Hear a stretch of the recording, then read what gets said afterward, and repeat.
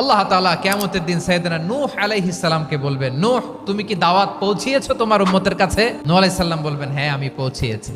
এবার নূহের উম্মতকে আল্লাহ জিজ্ঞেস করবেন, এ নূহের উম্মতেরা, তোমাদের নবী নূহ কি দাওয়াত পৌঁছিয়েছে? নূহের উম্মত বলবে, না আল্লাহ, আমাদের কাছে কোনো সতর্ককারী আসে নাই, কোনো নবী টবি আসে নাই, কোনো দাওয়াতও আমরা পাই নাই, আপনারাও চিনি নাই, জান্নাতও চিনি নাই, জাহান্নামও চিনি নাই। নূহ আলাইহিস সালাম বিপদে পড়ে যাবেন। তখন আল্লাহ বলবেন, নূহ তুমি বললা পৌঁছিয়েছো, তোমার উম্মত বলে কিছু পায় নাই। নূহ তোমার কি কোনো সাক্ষী আছে?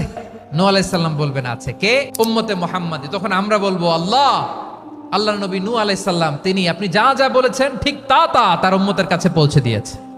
এবার নূহের উম্মতের সাথে আমাদের ঝগড়া লাগবে। তারা বলবে, তোমরা আসছো আমাদের হাজার হাজার বছর পরে, তোমরা কি করে জানলা? তোমাদের সাক্ষী ধর্তব্য হবে না?